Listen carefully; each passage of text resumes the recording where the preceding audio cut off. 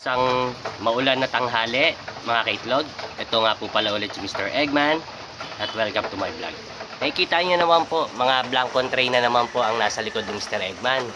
Dahil mamayang gabi po, parating na naman tayong truck na magdi-deliver galing Batangas, direkta po ng farm, papunta sa bahay ko.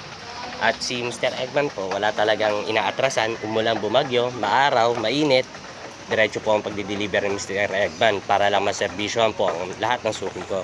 Ito po ang last batch ng deliver ni Mr. Eggman for this day. Yan.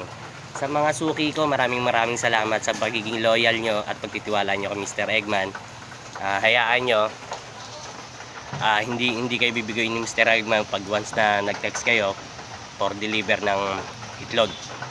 Doon nga po pala sa nagsasabi na hindi ako makakapag-deliver sa mga suki ko.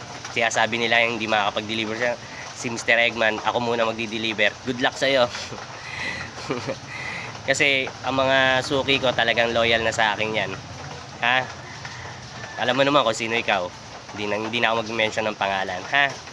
Oh, God bless na lang po sa lahat. Maulan po. Medyo maulan. Maambon. May bagyo daw po.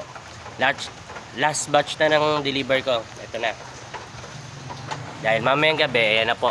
Nilabas ko na po, niready ko na yung mga tray natin. Okay? Have a nice day and God bless sa lahat. Ingat po tayo. Maraming salamat po. Saludo ako sa inyong lahat. Mr. Eggman nga po pala. Ang barangay sa Talusia. Thank you.